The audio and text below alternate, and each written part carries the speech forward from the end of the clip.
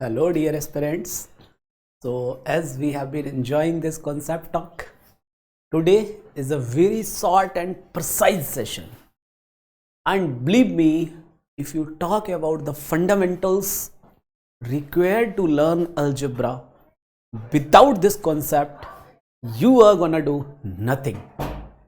So, thing is, hardly it will be a 15 to 20 minute session, not more than that. But believe me, this is gonna be the most effective tool for you. Clear? So करना क्या है? As the name suggests, equivalence classes. So this is a name which comes in between of the things. ठीक है? So basically, what we will be doing in this short session is, देखना ध्यान से, equivalence relation. It will lead us to equivalence classes. It will lead us to partition of a set. कोई भी set मान लो आपके पास S है. I hope the decoding of algebra you enjoyed, right? चले, the previous concept talk. Partition of a set. So as we all know, whenever sir talks about the systematic learning, here we always try to go for preparing in right way. And what is the right way to prepare? कि अपने को कभी भी demand of exam से deviate नहीं करना है. What? We will never deviate from the demand of exam. So what actually it is indicating for us? It is indicating for us कि भाई अपने पास है मॉड्यूलो सिस्टम. आज का क्लास बहुत फंटाबुलस होने वाला है. आप मतलब इस चीज को गांठ बांध लीजिए, ठीक है. और फंटाबुलस ना केवल विजुअलाइजेशन में, वो तो है ही, बल्कि आपके एग्जाम पॉइंट ऑफ व्यू से it is very effective. Modulo system कैसे आया? तो कॉन्ग्रुएंस रिलेशन क्या होता है? क्या कॉन्ग्रुएंस रिलेशन जो है वो इक्विवेलेंस रिलेशन है? If it is equivalence relation, how this leads us towards the modulo system? Equivalence classes are modulo classes. What does that mean?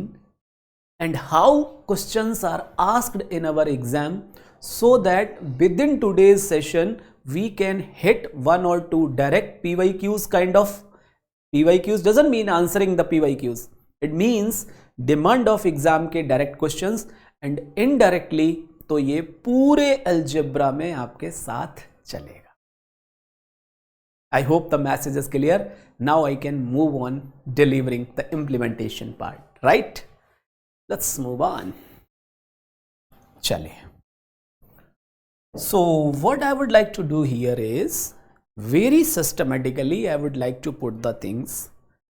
ऐसा नहीं है कि मैं अगर आपको स्टार्टिंग के 2 मिनट में रिलेशन का डेफिनेशन बता रहा हूं तो आप पेशेंस लूज कर जाएं कि ये तो मुझे 12th से आता है. रिलेशन का डेफिनेशन भी अगर आप ध्यान से सुनेंगे तभी जाके एंड ऑफ द डे में, एंड ऑफ द सेशन में आपको ये समझ आएगा कि सिस्टमेटिक लर्निंग एक्चुअली है क्या. मैं आपसे फिर कह रहा हूं, मुझे नॉलेज बहुत नहीं है और इस चीज का मुझे कोई पछतावा नहीं है, लेकिन experiences, visualization, attachment towards the demand of exam, always thinking logically, those are the attributes I try to inculcate in the teaching methodologies. ठीक है? So let's start. Be on the board please. तो एकदम बच्चा लोग की तरह start करें. Relation on a set. मान लो आपके पास एक सेट है, तो रिलेशन ऑन अ सेट का मतलब क्या होता है? ठीक है, हमारे पास 3 कीवर्ड्स होते हैं. Function from S to S, other is Cartesian product S cross S। क्या है ये तीनों वर्ड्स, क्या है ये तीनों चीजें, और इनमें आपस में रिलेशन क्या है, right?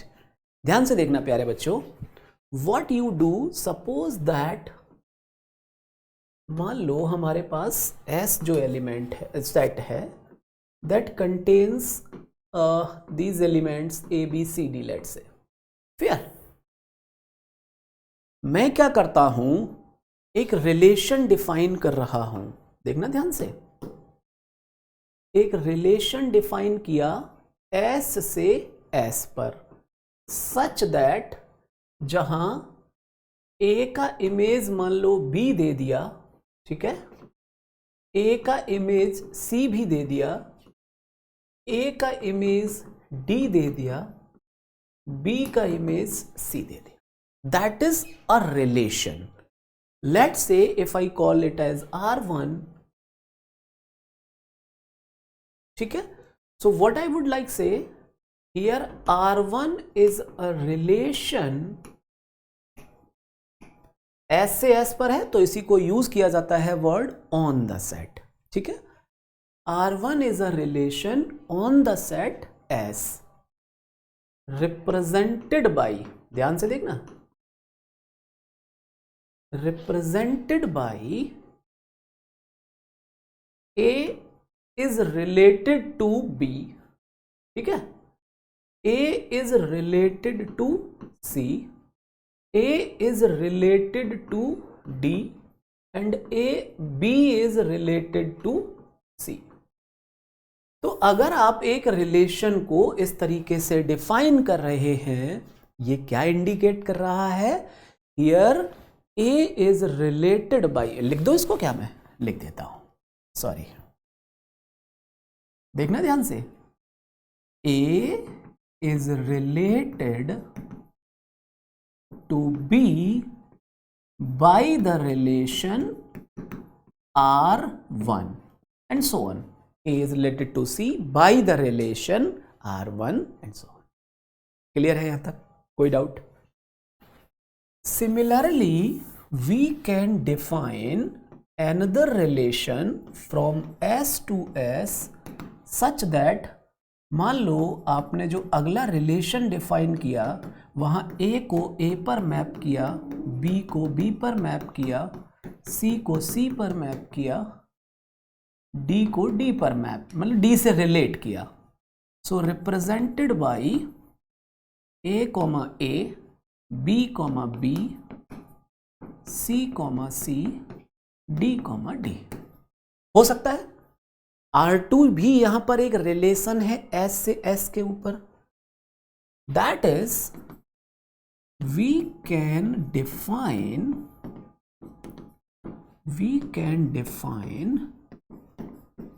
different relations on the set S।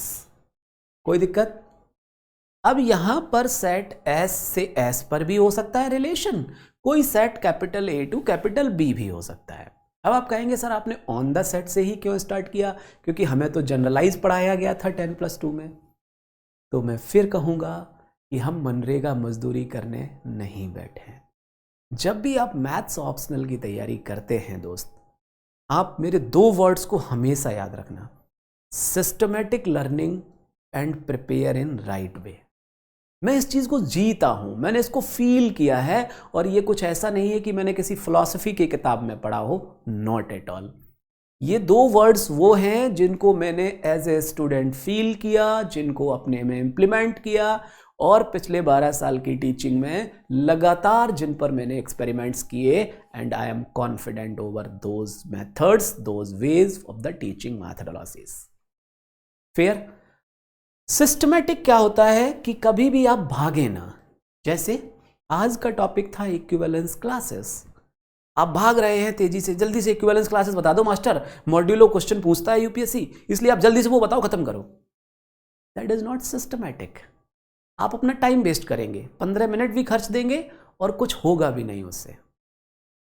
Better way क्या है, 20 मिनट खर्चिए लेकिन एक बार में चीज़ों को सिस्टमेटिक पढ़ लीजिए, और यकीन मानिए इतना सॉलिड वे होता है कि आपके रिवीजन का भी टाइम बचा देता है, इफिशियंसी तो बढ़ती ही है।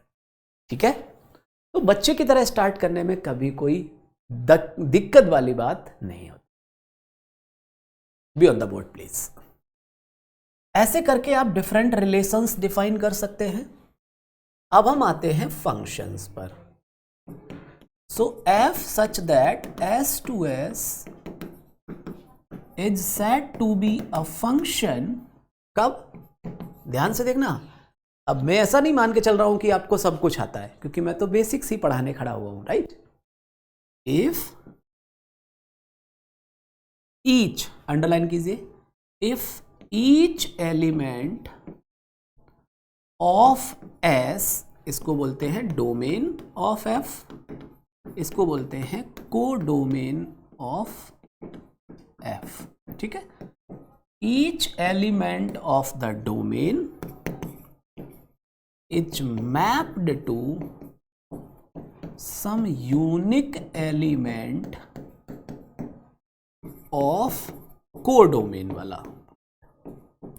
सेट्स डिफरेंट है, S1 S2 है, तो यहां S1 आ जाएगा, यहां S2 आ जाएगा।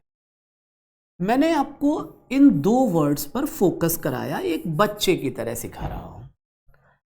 इसका कोई एलिमेंट खाली ना रहे, देखना ध्यान से। सपोज दैट ये ABCD है, ये भी ABCD, सेट S है दोनों।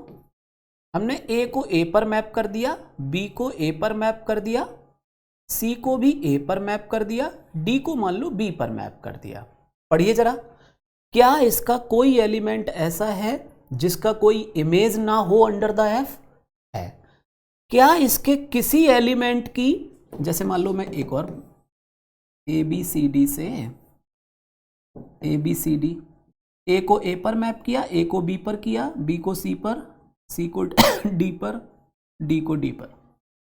देखिए यहां पर A is mapped to two different elements, so G is not a function। यहां पर भी हर एलिमेंट का इमेज तो है, लेकिन एक एलिमेंट का यूनिक इमेज नहीं है, इसलिए ये फंक्शन नहीं बनेगा। यहां पर देखिए हर एलिमेंट का यूनिक इमेज मिल रहा है। ऐसा मत सोचिए कि A 2 का इमेज है, नहीं, B का यूनिक इमेज है, दैट इज A। ये तो नहीं कहा कि डिस्टिंक्ट होना चाहिए, यहां पर बस ये कहा कि इसका कोई एलिमेंट खाली ना रहे और इसके किसी एलिमेंट की एक से ज्यादा इमेज, मतलब यूनिक इमेज मिलनी चाहिए। क्लियर है बात? सो फंक्शंस का डेफिनेशन भी मैंने आपको बता दिया।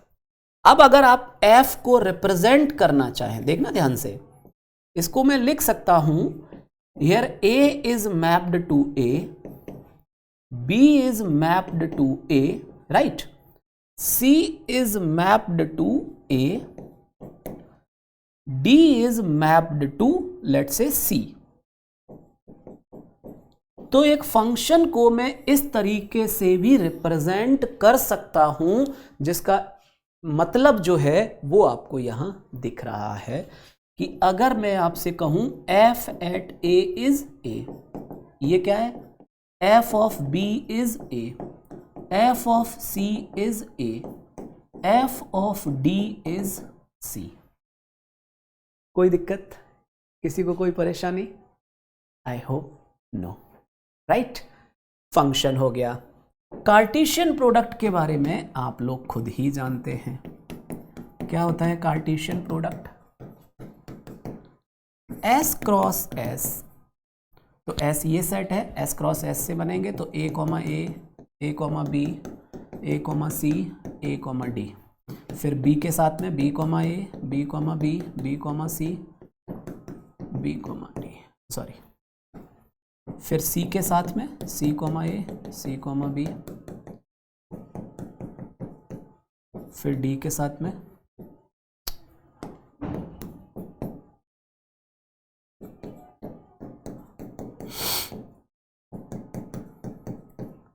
तो जो कार्टेशियन प्रोडक्ट ऑफ S होगा, S क्रॉस S, उसके जो एलिमेंट्स दिखेंगे वो कैसे दिखेंगे?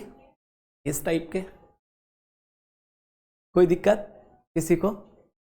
अब आप देखिए, एक रिलेशन के एलिमेंट्स किस टाइप के दिख रहे हैं, एक रिलेशन के एलिमेंट किस टाइप के दिख रहे हैं, एक फंक्शन के एलिमेंट्स किस टाइप से दिख रहे हैं। बात समझ रहे हैं? अब आप देखिए, अगर मैं आपसे बात करूं रिलेशन R1 की, R1 में A का रिलेटेड B से भी है, A रिलेटेड C से भी है, सो R1 is a relation but not a function, क्योंकि फंक्शन में each element of the domain should have unique image, or each element of the domain should be related to unique element of the codomain. Say yes or no? कहिए। तो क्या होगा अगर आप summarise करना चाहें तो देखिए, कुछ फंक्शंस ऐसे हो सकते हैं जो कि रिलेशन ना हो, कुछ रिलेशंस ऐसे हो सकते हैं जो कि कार्टेशियन, जैसे इसके अंदर देखिए, it is just a subset of this function is a subset of S cross S, so Cartesian product, right? इसी टाइप का विजुअलाइजेशन होगा कि नहीं? Cartesian product S cross S function के लिए सारे एलिमेंट जो पॉसिबल हो सकते हैं सब यहां दिखाई देंगे, कोई भी टाइप का रिलेशन दिखाई कर लीजिए वो यहां पर होगा, ठीक है? अब जैसे मान लो आपने रिलेशंस R1 R2 डिफाइन किए, उनके अलावा भी बहुत सारे रिलेशंस हो सकते हैं, लेकिन कार्टेशियन प्रोडक्ट में सारे के सारे रिलेशंस आपको दिखाई देंगे। तो अगर आप विजुअलाइज करना चाहें, so this is the perfect way to do that. अब अगर आपको ऐसा लगा हो कि सर आपने हमारे 5-7 मिनट वेस्ट कर दिए, I am literally sorry for that, but this is the meaning of connecting the dots. क्या किया? इक्विवेलेंस रिलेशन पढ़ाने के चक्कर में आपको रिलेशन ही नहीं पता, और ऐसा होता है क्योंकि आज अभी का जो नया ट्रेंड है, वहाँ मैथ्स ऑप्शनल के जो एंथुजियास्ट हैं, जो एस्पिरेंट्स हैं, वो बहुत शिफ्ट आया है। पहले के जो एस्पिरेंट्स होते थे हमारे टाइम में, बहुत कम नंबर्स होते थे जो मैथ्स ऑप्शनल रखते थे। आज के टाइम में अच्छी खासी संख्या में लोग मैथ्स ऑप्शनल ऑप्ट कर रहे हैं, क्योंकि उनको लगता है वो चीज़ें कर सकते हैं। लेकिन एक दूसरा भी कटु सत्य है, एक हार्श ट्रुथ ये भी है कि बहुत सारे स्टूडेंट्स 3-4 महीने करने के बाद चेंज भी कर दे रहे हैं ऑप्शनल। रीज़न यू नो, उनके अंदर मैथ्स को लेकर ये था, एक ग्रिट था, ये उनका क्लियर था कि मैं कर सकता हूं, लेकिन उनको राइट वे टू प्रिपेयर नहीं बताने वाला कोई मिला, और फिर वो क्विट कर गए। और जिनको अगर गाइड मिल गया, आई एम नॉट सेइंग कि me only, any person who can guide you according to the demand of exam systematically in the right way, your life is sorted. You won't be in the need of quitting the things. Clear है? चलिए आगे बढ़ते हैं। तो हमें पढ़ना था equivalence classes, right? तो इक्विवेलेंस क्लासेस के लिए हमें समझना पड़ेगा इक्विवेलेंस रिलेशन।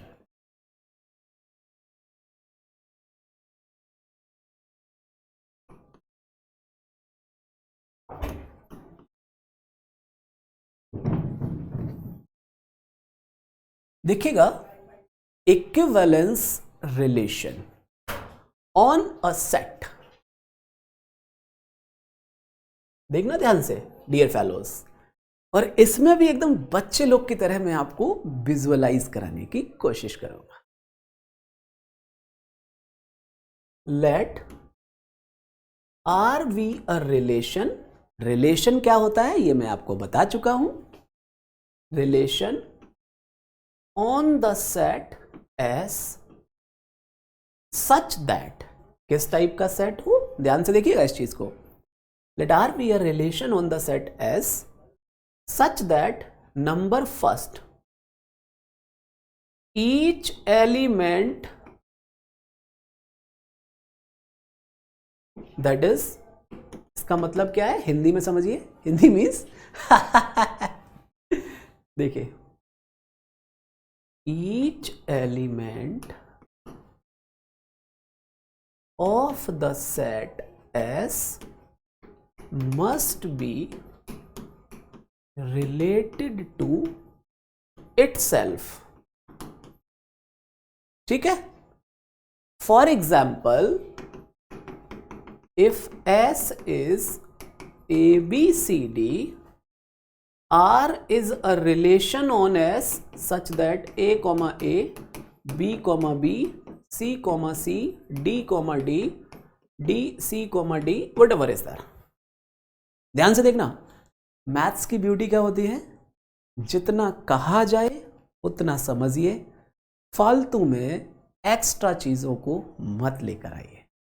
ठीक है, बात क्लियर है या नहीं? चलिए आगे बढ़ते हैं. उसने कहा हर एलिमेंट खुद से रिलेटेड हो और वो होल्ड कर रहा है, उसके अलावा भी कुछ रिलेशंस हैं तो बने रहे. उसको तो केवल इतना चाहिए कि हर एलिमेंट खुद से रिलेटेड जरूर होना चाहिए. Is that clear to all? किसी को कोई डाउट तो बताइए. चलिए, सो दिस इज रिफ्लेक्सिव. पहले रिलेशन, इसको क्या बोला जाता है? ARA. इसका नाम दिया गया. Then R is reflexive relation on. Clear है? दूसरे पर आते हैं. ध्यान से देखना प्यारे बच्चों. इफ, और मैं इसको अंडरलाइन करूंगा क्योंकि सारा जो मजा है वो यही है. ठीक है. If A is related to B, then B must be related to A. If और then पर फोकस कीजिए. ध्यान से देखना. If you observe this here, इसको बोलते हैं symmetric. Then R is symmetric relation on the set S. Here R is not symmetric since C is related to D but D is not related to B. क्या D, D, C इसके अंदर है? Sorry, क्या D, C भी इसके अंदर है? नहीं है. तो क्या बोलेंगे? ये रिलेशन रिफ्लेक्सिव तो है बट सिमेट्रिक नहीं है. अब आप कहेंगे लेट्स से मैंने एक R1 रिलेशन लिया. देखना ध्यान से.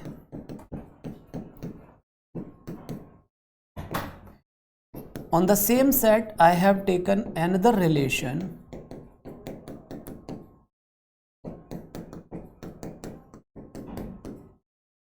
if you observe here R1 is symmetric, this is also symmetric.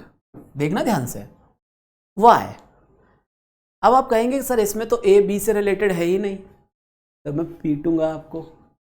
क्यों पीटूंगा? क्योंकि आप डेफिनेशंस नहीं पढ़ते, आपको मैथ्स पढ़ने का सही तरीका नहीं पता है. बोलता है कि अगर A B से रिलेटेड हो तो B A से रिलेटेड होना चाहिए. यहां पर तो A B से रिलेटेड कहीं है ही नहीं, तो मेरे पास by default symmetric is satisfied. This is the crux of this lecture here. इसमें देखिए C is related to D, then D must be related to C, तो यहां पर भी सिमेट्रिसिटी होल्ड. और each related to A itself, उसमें तो सिमेट्रिसिटी अपने आप, क्योंकि A will be looking like same. चलिए अगला आता है transitive. So if A is related to B and B is related to C, then फिर से वही कहानी, then A must be related to C. Clear? तो बोलेंगे R is a transitive relation on the set S. Clear है बात यहां तक? कोई डाउट तो नहीं किसी को? एनीवन? बहुत बढ़िया, बहुत ही बढ़िया. फॉर एग्जाम्पल अगर आप देखें तो इसके अंदर यहां पर आइए, R is transitive, R1 is transitive, R2 is transitive. क्यों? क्योंकि C रिलेटेड टू D है और D रिलेटेड टू C है, तो C भी रिलेटेड टू C है, वो की ऑलरेडी अवेलेबल है। क्लियर है? ऐसे ही आप एक रिलेशन और बच्चा लोग की तरह डिफाइन कर सकते हैं, जहां पर A, A, B, B, C, C, D, D, A, B, B, A, B, C, A, C। अब आप देखिए B, C अवेलेबल है, C, B अवेलेबल नहीं है, तो नॉट सिमेट्रिक बट ट्रांजिटिव, क्योंकि A रिलेटेड B से है, B रिलेटेड C से है, तो A रिलेटेड C से भी है। सो ऐसा नहीं है कि ये सबके लिए आएगा तभी ट्रांजिटिव होगा, नो। अगर ऐसा है, फिर से मैं फोकस कर रहा हूं, if this happens then this must happen. अब अगर आपको कोई कंफ्यूजन है तो इसको दोबारा सुन लीजिए कि सर क्या बोलने की कोशिश कर रहे हैं यहां, क्या मंतव्य है उनका यहां। सुनिए आराम से इसको। चलिए, अब ऐसे ही करके आप इन चीजों में डेफिनेशंस एक बार क्लियर हो गया, अब जीवन भर का तनाव दूर। ठीक है, जीवन भर का तनाव दूर हुआ कि नहीं हुआ बताइए। बहुत ही बढ़िया।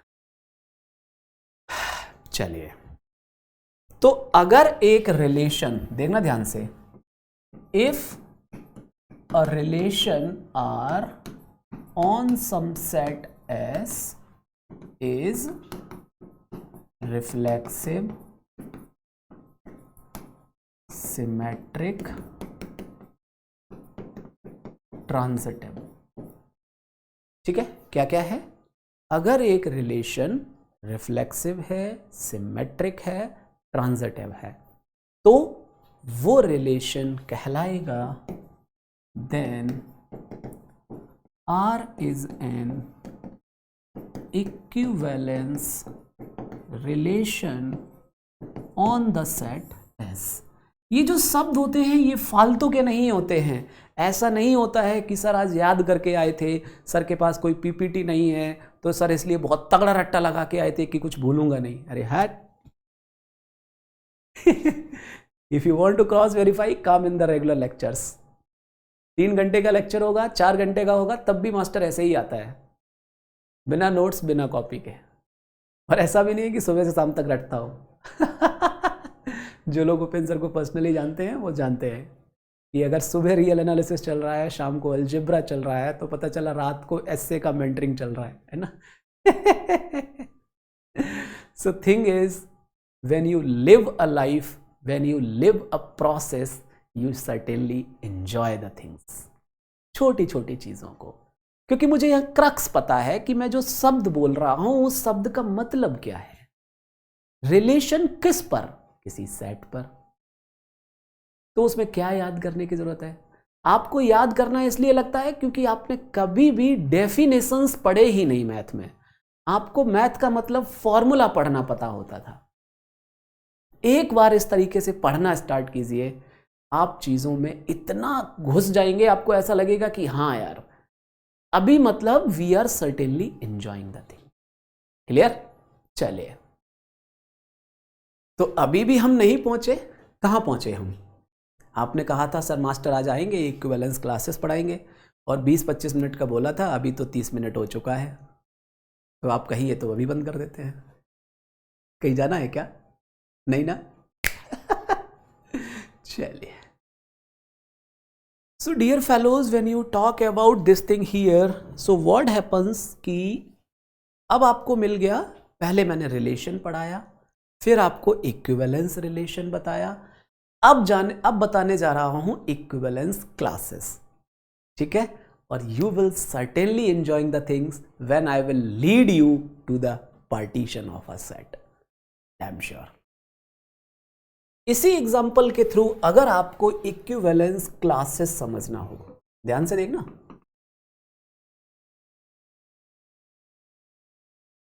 B on the board please everyone. अब तो सबसे पहले रिलेशन होना चाहिए, इक्विवेलेंस होना चाहिए, तभी तो बात आगे बढ़ेगी। बहुत बढ़िया। Let R be an equivalence relation on a set S, मान लो एस जो है उसके पास ए बी सी डी ये 4 एलिमेंट्स है, ठीक है। एक एग्जांपल उठा लिया है तो अलग अलग एग्जांपल अभी कंसीडर करने के बजाय एक ही पर सारी दुनिया घुमाते हैं, यही तो ब्यूटी है सिस्टमेटिक लर्निंग की। चलिए, डिफाइंड लाइक, आर कैसे डिफाइन कर रहे हैं, मान लो ए से रिलेटेड है, ए बी से, सॉरी बी से रिलेटेड है, सी से, क्योंकि रिफ्लेक्सिव तो रखना ही है। बहुत बढ़िया, आगे बढ़ते हैं। मान लो ए बी से रिलेटेड है, सिमेट्रिक रखना है तो बी को ए से रिलेटेड भी करना ही पड़ेगा, राइट। मान लो सी डी से रिलेटेड है, सिमेट्रिक रखना है तो डी को सी से रिलेटेड करना ही पड़ेगा। बोलो हाँ या ना। बहुत बढ़िया। सी डी से रिलेटेड है, डी सी से रिलेटेड है तो सी सी से भी रिलेटेड होना चाहिए, वो ऑलरेडी है। अब मान लो मेरे पास एक रिलेशन है, ए बी है अपने पास, ठीक है, बहुत बढ़िया। थोड़ा सा इंटरेस्टिंग बनाने की कोशिश करेंगे। मान लो बी सी है तो फिर ए सी भी चाहिए ही है, और बी सी है तो सी बी भी चाहिए ही है, तभी तो बात बनेगी। क्लियर है। अब आप चेक कर लीजिए कि ये जो रिलेशन आपने लिखा है, whether it is reflexive, symmetric, transitive और नॉट। चेक कीजिए सारे लोग, कोई दिक्कत है तो बताइए, राइट। अब आप क्या कीजिए, ध्यान से देखना प्यारे बच्चों, be on the board please. Let's try to observe elements of S which are related to A। कौन कौन से एलिमेंट हैं जो A से रिलेटेड है? We get A is related to A, B is related to A, और कहां गए? C is related to, इसको मैं नाम दे दूं, देखना ध्यान से कि ये एक सेट है, जस्ट क्योंकि हम तो हमेशा कलेक्शन वेल डिफाइंड रख के आगे बढ़ने की कोशिश करते हैं, we are mathematicians, right.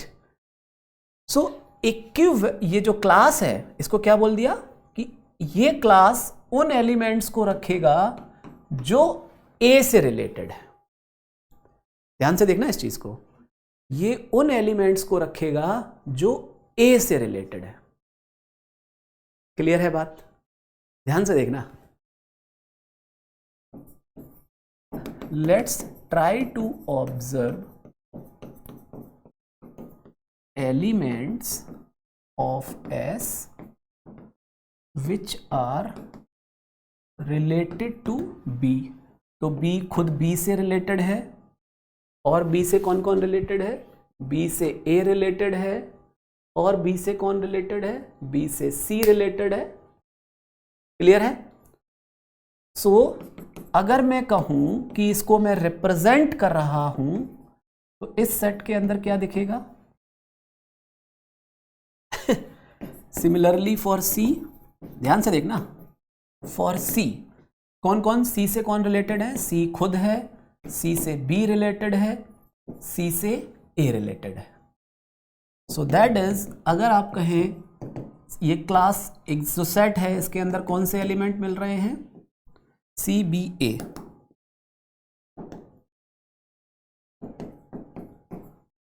Clearly ध्यान से देखते रहना, सेट्स तो सेम ही है ना, ordering doesn't matter in sets. Clear और नॉट? बहुत बढ़िया, आगे बढ़ते हैं। अच्छा, सी वाले में डी भी है, आई फॉरगॉट दैट। सी वाले में डी भी है, C is related to D as well, right. तो यहां पर अपने को डी भी मिल जाएगा, क्लियर है। तो डी जब ए सी से रिलेटेड है, सी डी से रिलेटेड है, बहुत बढ़िया, बहुत ही बढ़िया ऑब्जर्वेशन अब यहां पर आया, बहुत क्लियर कट ऑब्जर्वेशन है। थोड़ा सा पेशेंस रखना, आपको मजा आएगा। यहाँ मैंने स्टार्ट किया कि देखो ये इक्विवेलेंस है या नहीं, आपने भी विश्वास कर लिया कि चलो बढ़ते हैं। मेरे दिमाग में ये क्लियर कट था कि जब मैं क्लासेस डिफाइन करने जाऊंगा, अगर वहां इक्विवेलेंस नहीं होगा तो यहां पर कंट्राडिक्शन श्योर शॉर्ट दिखाई दे जाएगा। क्या होगा? कंट्राडिक्शन श्योर शॉर्ट दिखाई देगा, और वो दिखाई दे रहा है। हमने क्या गलती की है, देखना ध्यान से। अगर इक्विवेलेंस रिलेशन है तो भाई साहब दो क्लासेस, देखना यहां पर, तो हम केवल इक्विवेलेंस क्लासेस में इंटरेस्ट नहीं है हमारा। Two classes are either disjoint और they are identical under equivalence relation. ये हम जानते हैं, ये क्या है? We know that. ठीक, अगर आपने एक इक्विवेलेंस रिलेशन डिफाइन किया है तो दो इक्विवेलेंस क्लासेस या तो वो कंप्लीटली डिसजॉइंट होंगी या सेम होंगी। ऐसा नहीं होगा कि एक आध एलिमेंट कॉमन है और कुछ कॉमन नहीं है। फिर से सुन लीजिए इस चीज को, ठीक है। तो जैसे ही मैंने देखा कि यहां पे तीन एलिमेंट्स तो इसके बीच में कॉमन दिख रहे हैं, लेकिन इसमें एक एक्स्ट्रा एलिमेंट है, इसका मतलब ये है कि आपने जो रिलेशन डिफाइन किया है वो इक्विवेलेंस है ही नहीं। क्यों? अब ऑब्जर्व कर लीजिए, आ गया सी डी से रिलेटेड है, ठीक है, ए सी से रिलेटेड है, तो C must be related to A as well. ध्यान से देखना इस चीज को, क्योंकि सिमेट्रिक रखना है रिलेशन को। इक्विवेलेंस है तो सिमेट्रिक भी तो होगा। चलिए, C D से रिलेटेड है और D कहां गया? D कहीं और है, DC आ गया, ये आ गया, तो CA, ये हमने लिखा है क्या? नहीं लिखा, राइट? B, ठीक। चलिए, तो जो D है, क्या D A से भी रिलेटेड है? ये मेरे दिमाग में क्वेश्चन बहुत ब्यूटीफुली चमक रहा है। आपको नहीं चमका क्या? चमकाते हैं, देखना ध्यान से, इसको पढ़िए जरा। D C से रिलेटेड है, C A से रिलेटेड है, तो ये दोनों क्या इंप्लाई करेगा? D must be related to A as well। Transitive, क्योंकि इक्विवेलेंस है तो ट्रांजिटिव भी तो रखना पड़ेगा, और जब D A से रिलेटेड है तो यहां D भी आना पड़ेगा। सिमिलरली यहां पे D आ जाएगा और ये सारे क्लासेस सेम दिखने लगे। तो it depends on the things. ऐसे ही मान लो आप एक नया इक्विवेलेंस रिलेशन ले लीजिए, मैंने कुछ नहीं कहा। Let R1 is a relation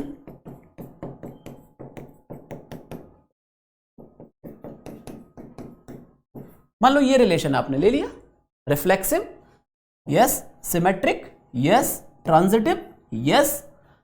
अब इसके अंदर A से रिलेटेड कौन है? केवल A। B से रिलेटेड कौन है? केवल B। C से रिलेटेड कौन है? केवल C। D से रिलेटेड कौन है? केवल D। चूंकि R1 is an equivalence relation, ठीक है, और ये कहलाएंगी here A, B, C, D are called equivalence classes of the relation R1। यहां पर equivalence class of A, equivalence class of B, equivalence class of C, equivalence class of D. Clear? तो क्या समझे, ये तो था हमारा ऑब्जर्वेशन पार्ट। क्या था ये dear fellows? This was simply an observation part for us. Clear है? किसी को दिक्कत? तो हमने कहां से कहानी स्टार्ट की थी प्यारे बच्चों? Equivalence relation, relation, equivalence relation, equivalence classes. तो equivalence classes for a relation is what? Equivalence class. इसको क्या बोलेंगे? For example this is called equivalence class of the element A, this is equivalence class of the element B, this is equivalent class of the element D, like that. Am I clear to all? अब R1 के लिए similarly हमने define किया, ऐसे ही आप कोई R3 define कर लीजिए, R कुछ भी रिलेशन, बट मेक श्योर कि वो इक्विवेलेंस होगा, तभी आप इक्विवेलेंस क्लासेस की ओर मूव करेंगे। सिस्टम समझ आ रहा है एवरीवन? किसी को कोई डाउट है तो चिल्लाइए। एनीवन? चलिए, तो हमने क्या किया, इक्विवेलेंस क्लासेस आपको बोल दिया, ठीक है। अब आप जरा ऑब्जर्व कीजिए, ध्यान से देखना, इस रिलेशन R को याद रखना और रिलेशन R1 को ध्यान रखना, ठीक है। हमारी कहानी होगी अब पार्टीशन के ऊपर, ध्यान से देखना। Let if R is an equivalence relation on the set S, then R does the partition of S. This is the fundamental theorem. Fair? For example, अच्छा पार्टीशन समझते हैं? मान लो S को आपने लिख दिया A union B union C union D, ठीक है, but A intersection B check कर लिया तो वो फाई है, B इंटरसेक्शन C फाई है, C इंटरसेक्शन D फाई है, D इंटरसेक्शन A फाई है, means mutually disjoint. ABCD are mutually disjoint. So if this thing happens, then we say A union B union C union D is the partition of the set S. अब मान लो अगर R equivalence classes है तो ये किस में partition होता है? थ्रू द इक्विवेलेंस क्लासेस, ठीक है। फॉर एग्जाम्पल अगर आप पीछे वाले में देखें तो वहां पर केवल एक इक्विवेलेंस क्लास के लिए जब मैंने बात की थी तो उसके अंदर सारे के सारे एलिमेंट्स एस के आ गए थे। अगर आप रिलेशन आर की बात करें, ठीक है, अगर आप R1 की बात करें तो वहां पर आपको दिखा था क्लास ए के अंदर केवल सिंगलटन ए मिला था, क्लास बी के अंदर सिंगलटन बी, क्लास सी के अंदर सिंगलटन सी, क्लास डी के अंदर सिंगलटन डी। सो ये भी एक पार्टीशन है, ए पार्टीशन ऑफ एस किसके द्वारा? By the relation R1। This is also a partition of S किसके द्वारा dear fellow? By the relation R। किसी को कोई दिक्कत है तो कहिए, I will try to rectify. तो क्या हुआ, कहां से कहानी शुरू हुई हमारी? अब क्या करेंगे? If you wish then please do let us know, if you wish what should be the next. क्योंकि मैंने जब आज का लेक्चर स्टार्ट किया था, जब प्लानर आपको दिया तो मैं आपको कॉन्ग्रुएंस रिलेशन तक ले गया था, राइट? अभी हम पहुंचे हैं इस पॉइंट तक, ठीक। अब मॉड्यूलो सिस्टम कॉन्ग्रुएंस रिलेशन कैसे ये पार्टीशन या सेट ऑफ इंटीजर्स पर लेकर जाएगा, if you are interested in that, we will surely come up with the next concept talk, and we must come, because without this you cannot study or you cannot prepare the algebra. That is the most crucial step. But before that, it was very much necessary to realize what is a relation, what is equivalence relation, what is equivalence classes, ठीक है, what are equivalence classes and what are the partition. So I hope you people are enjoying the things. If you doing so, don't forget to let us know, yes sir, we are enjoying. So we will surely come up with the next concept talk, that is we will learn about congruence relation and modulo system. So till then, keep learning, keep smiling.